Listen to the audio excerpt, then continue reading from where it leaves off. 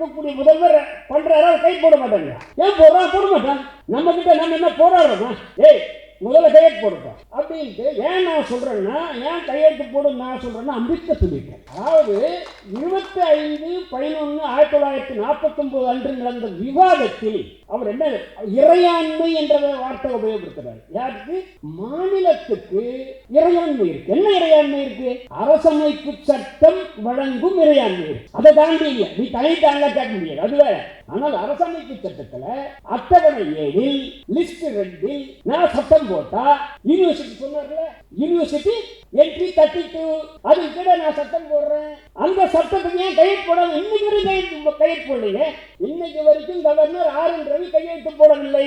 தமிழ்நாட்டில் எந்த கொந்தளிப்பு வந்தது? எங்க யாருக்கு இறையாண்மை இருக்கு? தேர்ந்தெடுக்கப்பட்ட அரசுக்கா, கவர்னருக்கா? அம்பேத்கர் சொல்றாரு, தேர்ந்தெடுக்கப்பட்ட மாநில யார் இருந்தாலும். ஒரு மாதத்துக்கு முன்னால் அம்பேத்கர் லா யூனிவர்சிட்டியில ஒரு கூட்டத்தை என்ன கூப்பிட்டாங்க. எம்எல் ப்ராப்பர்ட்டி லா இனாகரேஷன். நான் கூட சொன்னேன், என்ன போய் ப்ராப்பர்ட்டி லா இல்ல இல்ல வாங்க. அங்க போனா அங்க யூனிவர்சிட்டியில கவர்னர் கூட கூட்டதான் இருக்கு. எனக்கு முன்னாடி joint commissioner of land administration அவர் பேர் வர்றது, அவர் பேசினார். அவர் சொன்னாரு, இந்த நிலத்தை ஆர்ஜிதப்படுத்தினது, அக்விசிஷன் பண்ணது நாங்க. பண்ணும்போது டெக்னிக்கல் எஜுகேஷன் பண்ணோம். அதை அவன் கொஸ்டின் பண்றான், லேண்ட் ஓனர் டெக்னிக்கல் சொல்லிட்டு லா வச்சிடறாங்க. நாங்க அதுக்கு சண்டை போட்டு லா கூட நான் பண்ணுவோம் சொல்லி ஹைகோர்ட் வரைக்கும் போய் இதை வச்சுக்கிட்டு கட்டடம் கட்டி யூனிவர்சிட்டி ஆரம்பிச்சிருக்கோம். ஆனா எங்க முதல்வர் படம் இல்லையேன்னு அவர் ஆரம்பிச்சு வச்சாரு. நான் அதை சொன்னேன், முதல்வர் படம் வைக்கணும் யூனிவர்சிட்டியில. கவர்னர் படம் வந்து ஆப்ஷனல், முதல்வர் படம் நிச்சயமா வைக்கணும்னு நான் சொன்னேன். ஆனா தேர்ந்தெடுக்கப்பட்டவன் ஒன்றிய அரசு போடுற சட்டத்துக்கும் நாம போடுற சட்டத்துக்கும் முரண் இருந்தா அவன் போடுற சட்டம் தான் செல்லுபடியாகின்றான். இப்போ 2006 இங்கே திமுக ஆட்சியில +2 மார்க் இருந்தா போதும்னு சட்டம் போடுறோம். அடுத்து அவன் என்ன பண்றான்? நீட்னு கொண்டு வரான். அப்ப எது நிற்கும்? நீட் நிற்கும். அப்ப நீட்ட போகணும் என்ன பண்ணும்?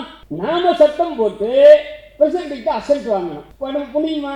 அவர் ஏடிஎம்கே பண்ணாங்க, முடியல. இப்ப டிஎம்கே பண்ணாங்க, முடியல. ஏன் முடியலன்னு கேள்வி கேட்டிருக்கோமா? இல்லையா? நம்ம 8 கோடி ஜனங்க முதல்ல அவங்கள ஆட்சி கொடுத்தோம், இப்ப இவங்களுக்கு ஆட்சி கொடுத்தோம். இவங்க 2 பேருமே இந்த சட்டம் போட்டிருக்காங்க. ஆனா 2 பேர் போட்ட சட்டத்தையும் வச்சு உட்கார்ந்துட்டு இருக்கான். இப்ப 2 வருஷம் ஆச்சு, இந்த 2 வருஷத்துக்கு மேல ஆச்சு நீட்டுக்காக. இப்போ மாநில பட்டியல்ல கல்வி இல்லை. நான் கேட்கறேங்க, எப்ப போச்சு? 1976. இப்ப 50 வருஷம் ஆச்சு. 50 வருஷமா நம்மள என்னங்க பண்ணும்? நான் கேட்கிறேன். அதை நான் அப்பப்ப நம்ம சொல்லிக்கிறோம், நாம தான் தமிழ்நாட்டில், நாம தான் என்னங்க தமிழ்நாட்டில் என்னங்க பண்ணுறோம்? நான் சீரியஸா நான் கேட்கிறேன். எமர்ஜென்சி போச்சு இல்ல, இதே மோடி கிட்ட கேட்கலாம். எமர்ஜென்சி எதிர்த்து பெரிய கூட்டம் நடத்துறாரு.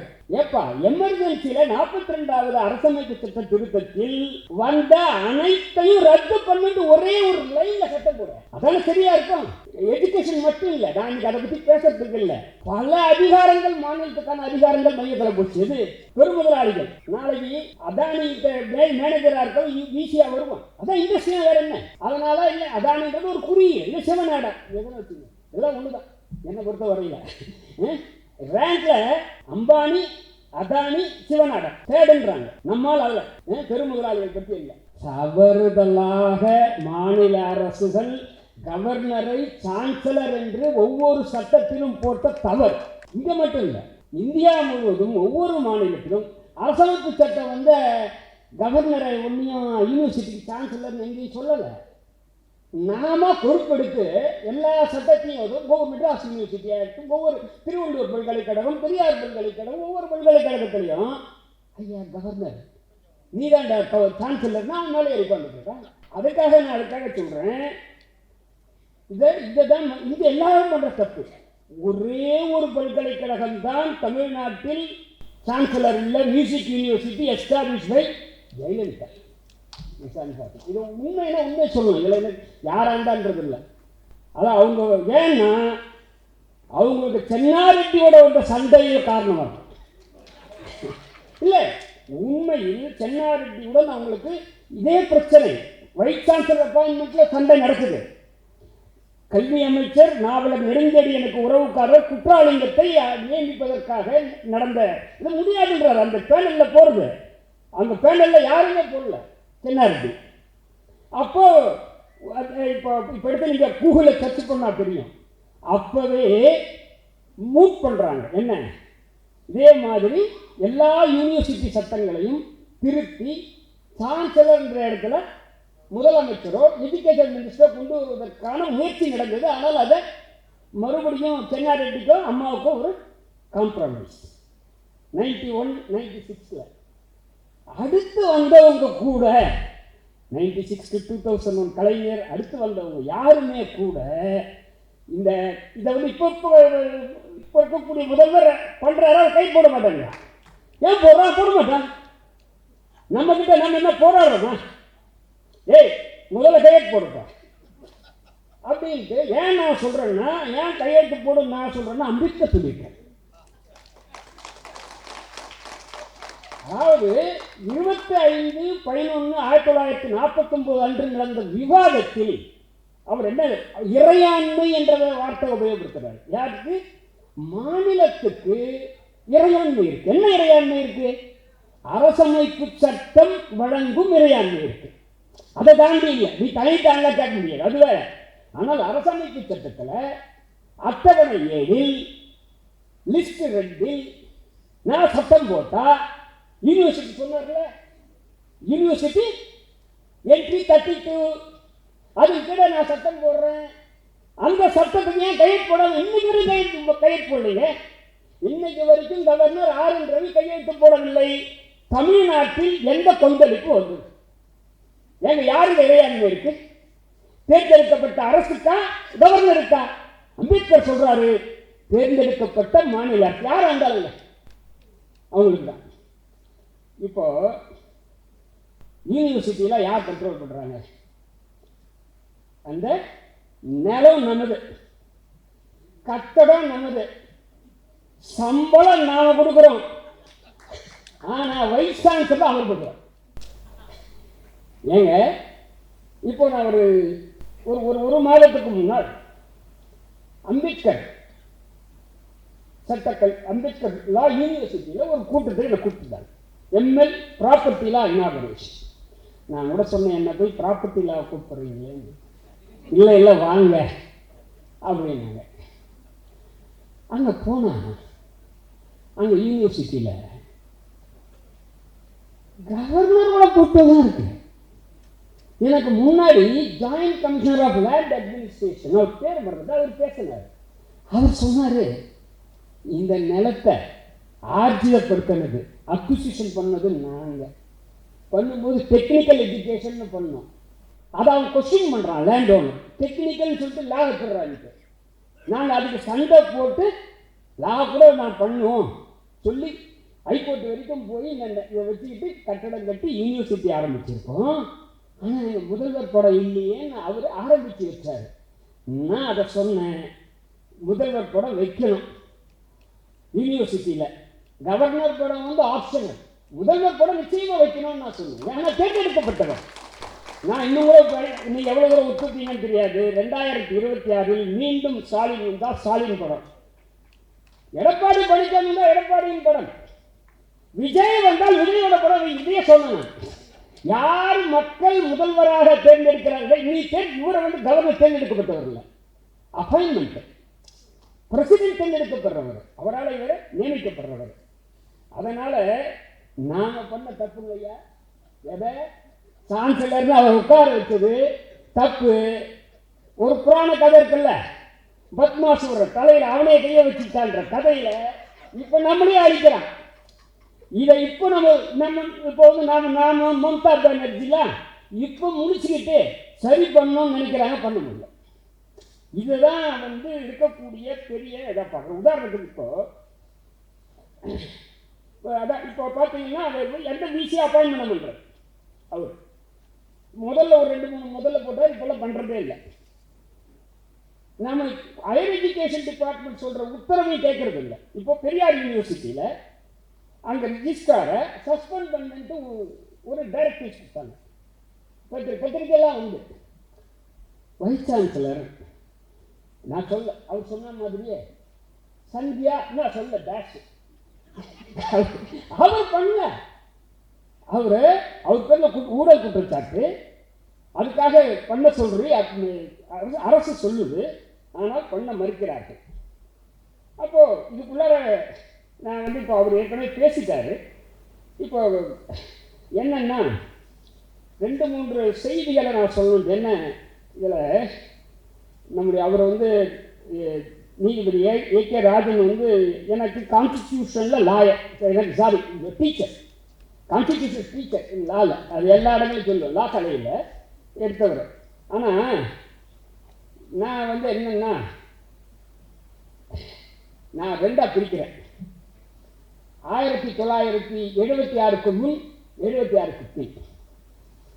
இந்த யூஜிசி ஆக்ட் வந்தது 76க்கு முன்னால், 1956 1956 வந்து 1956 யூஜிசி சட்டம் வந்தபோது அப்போ வந்து எஜுகேஷன் ஸ்டேட் லிஸ்ட்ல இருக்கு.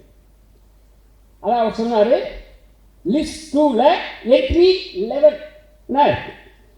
அப்போ அவங்களுக்கு இருக்கிற பெரிய முக்கியமான அதிகாரம் என்ட்ரி லிஸ்ட் 1ல என்ட்ரி 66 முக்கியமான அதிகாரம். இன்னும் கூட ஒன்று இருக்கு, 64ல அவர்கள் சென்ட்ரல் யூனிவர்சிட்டிஸ் அங்கங்க ஆரம்பிக்கிறதுக்கு ஒரு ஆரம்பிச்சிருக்காங்க. ஏற்கனவே இருக்கு இல்லையா, ஜேஎன்யூ, அலிகர் முஸ்லீம் யூனிவர்சிட்டி, அந்த மாதிரி இருக்கக்கூடிய அதிலே பனாரஸ் இந்து யூனிவர்சிட்டின்ற நேம் பண்ணியிருக்காங்க. அதே மாதிரி அவர்கள் சில சென்ட்ரல் யூனிவர்சிட்டி அதை விட்டுருங்க, அப்படி ஒன்று ஆரம்பிச்சுட்டு போகிறான், நம்ம கவலை இல்லை. ஆனால் பல்கலைக்கழகங்கள் என்பது லிஸ்ட் 2ல entry 32 அவர் சொன்னார். நமக்கு என்னன்னா கல்வியில் கான்ஸ்டியூஷன் வரும்போது லிஸ்ட் 1ல entry 66 வந்தது. ஆனால் நம்ம அரசமைப்பு சட்டத்தை பற்றி எல்லாருக்கும் தெரியும், நமக்குலாம் அதை ஒன்றும் நீங்கள் இதுக்காகலாம் இல்லை.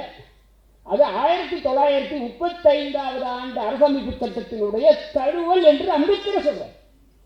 தயவு செய்து நீங்கள் இது பண்ணலாம், 1935 கவர்மெண்ட் ஆஃப் இந்தியா ஆக்ட், அதுதான் முதல் கான்ஸ்டிடியூஷன்.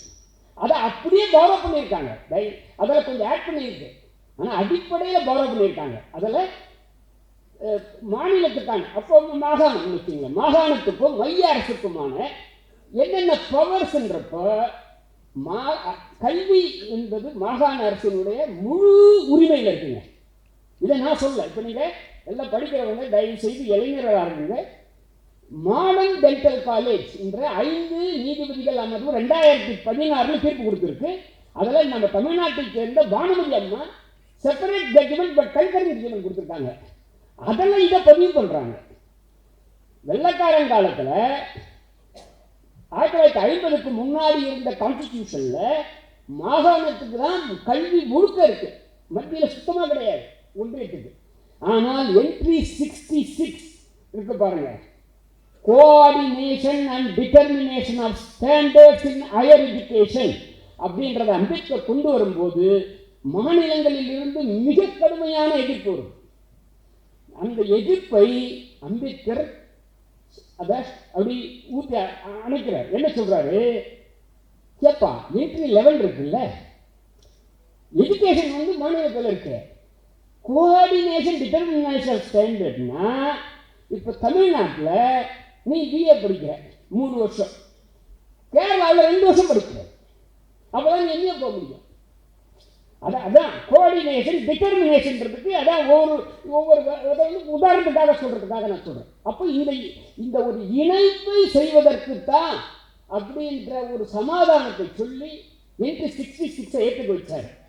ஆனால் அந்த தவறு நான் இப்போ வந்து அதையும் தாண்டி entry 11 போச்சு.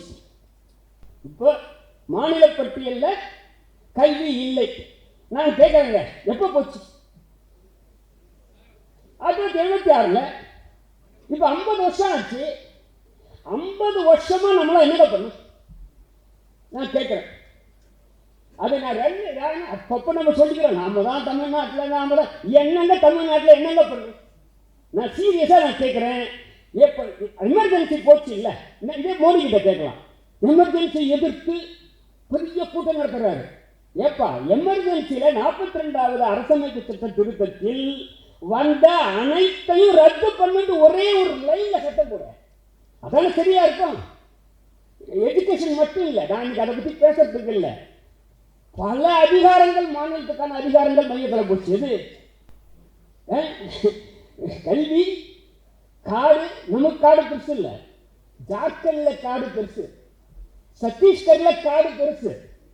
அங்க என்ன நிலம், லேண்ட் அக்விசிஷன், நிலம், மலை, கடல் எல்லாம் அவங்க அதிகாரங்க இதுல. அப்போ இந்த அதிகாரங்கள்லாம் இருக்குல்ல, அதெல்லாம் இந்த இதை குறைந்தபட்சம் கல்வியை மீண்டும் இங்க கொண்டு வா அப்படின்ட்டு. ஏன்னா ஜெயலலிதா அவர்களும் அந்த திமுக அதிமுக 2 பேருடைய ஆதரவுடன் பல காலங்கள் மத்திய ஆட்சியில் இருந்தது. அப்போ இந்த கோரிக்கையை வைத்தார்களா, ஏன் வைக்கலன்றதுக்கு நிச்சயமாக நாம் நமக்குள்ளார கேள்வி கேட்டது. இதுதான் அடிப்படையான நோய். இப்போ கல்வி என்பது பொதுப்பட்டியலில் போனதனால அல்லது ஒத்திசைவு பட்டியல். கான்ஸ்டியூஷனை வந்தப்போ 1950 கான்ஸ்டிடியூஷனை உண்டாக்கியவர்கள் என்ன நினைச்சாங்கன்னா, பொதுப்பட்டியல்னா 2 பேரும் சுமூகமாக சேர பண்ணிட்டு. இப்படி இல்லை. இப்போ அனுபவத்தில் பொதுப்பட்டியல் என்பது ஒன்றிய பட்டியல் ஆகிட்டு. தயவு செய்து புரிஞ்சுக்கணும், பொதுப்பட்டியல் என்பது லிஸ்ட் 1 ஆயிடுது. ஏன்னா அவரு அப்போ சொல்றப்போ அந்த 354 வாய் தவறி சொல்லிட்டாரு. நீங்க பாத்தீங்கன்னா 254 கான்ஸ்டிடியூஷன்ல என்ன சொல்லுதுன்னா, இன்கன்சிஸ்டன்சி. அதாவது அவங்க போடுற சட்டத்துக்கும் ஒன்றிய அரசு போடுற சட்டத்துக்கும் நாம போடுற சட்டத்துக்கும் முரண் இருந்தா அவன் போடுற சட்டம் தான் செல்லுபடியாகின்றான். இப்போ 2006 இங்கே திமுக ஆட்சியில +2 மார்க் இருந்தா போதும்னு சட்டம் போடுறோம்.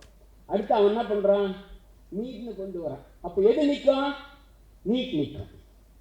அப்ப நீட்ட போகணும் என்ன பண்ணும், நாம சட்டம் போட்டு பிரசிடென்ட் அசல்ட் வாங்கணும்.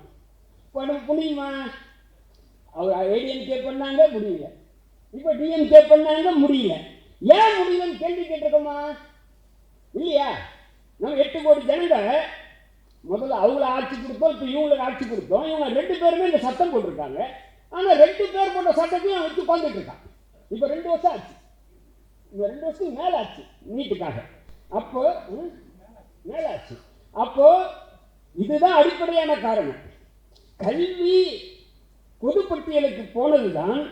அதுவும் அத்துடன் சேர்த்து என்ட்ரி 66 லிஸ்ட் 1னால இந்த யூஜிசி ஆக்டுக்கு நாம் எதிர்பாராத பலம் சேர்ந்துதான் 56. அதனால தயவு செய்து நம்முடைய விருப்பம் என்னவா இருக்கலாம். இதுக்கப்புறம் entry 66 list 1 plus education going to concurrent list. அது மத்திய அரசுக்கு ஒன்றிய அரசுக்கு மிக அசூர பலத்தை தந்ததாக நான் சொல்லல, நம்ம விருப்பமும் இல்லை. உச்ச நீதிமன்றம் தொடர்ந்து சொல்லிவிட்டு தயவுசெய்து புரிஞ்சுக்கணும்.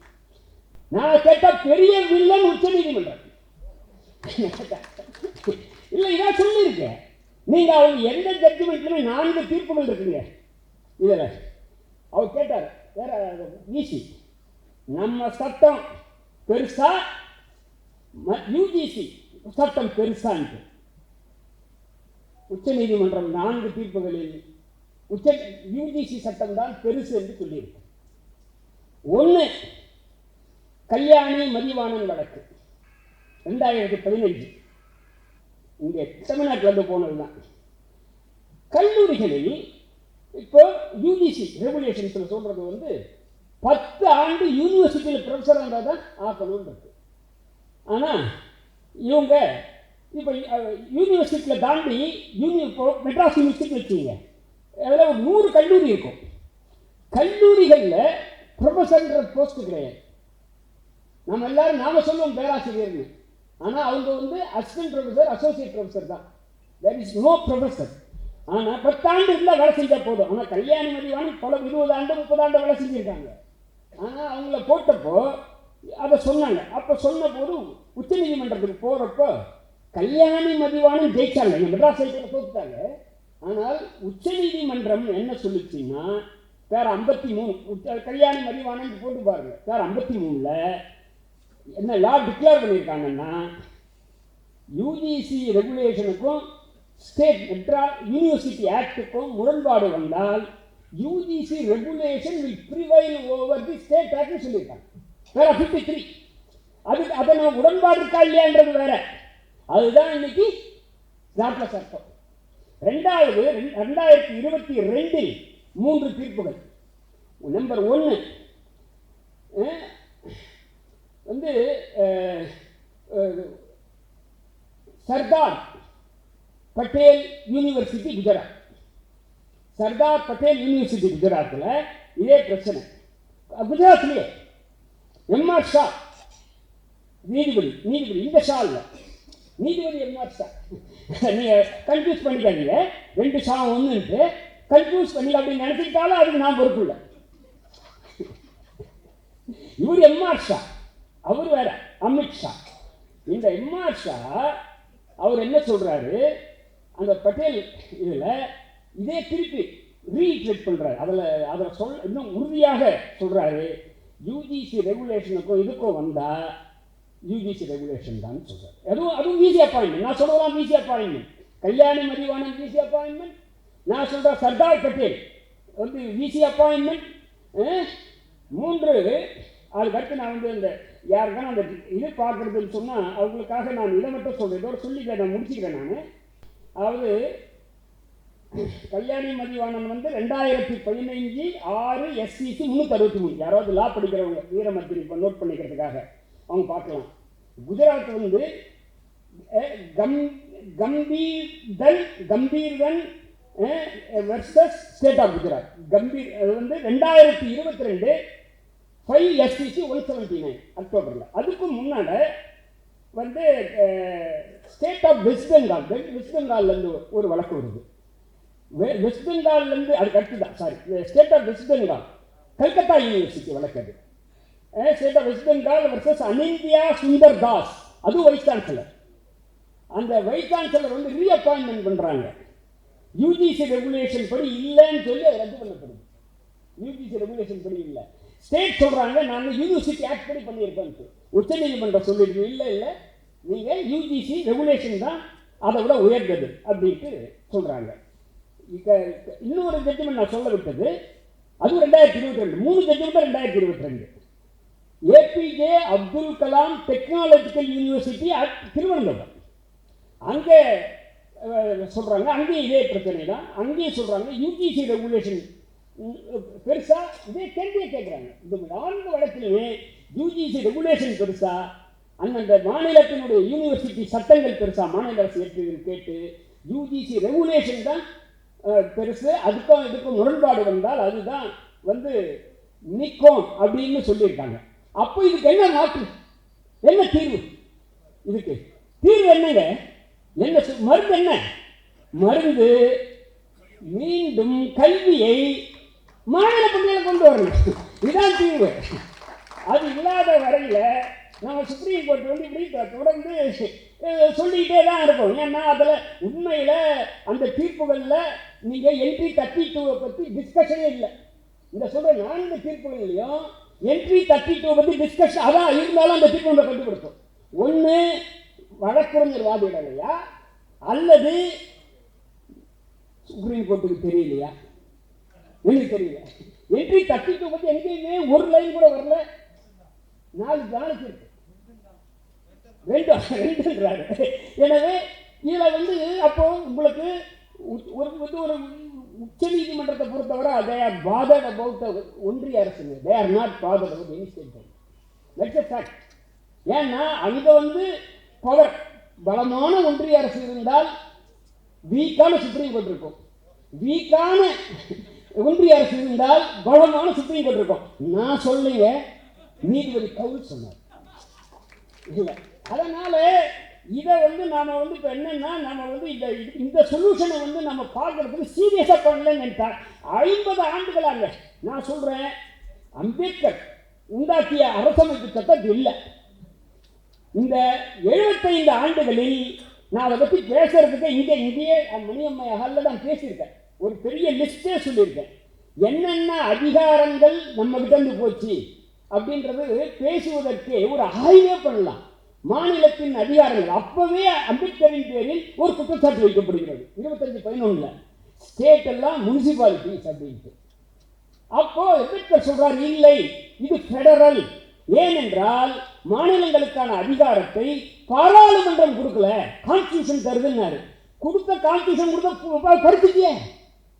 படிச்சுட்ட என்ன பண்ண? கான்ஸ்டியூஷன்ல திருத்தம் கொண்டு வந்து ஒரு திருத்தம் இல்லை, 42வது திருத்தத்தில் நிறைய போச்சு. அதுக்கப்புறம் ஜிஎஸ்டி, வரி விதிக்கும்.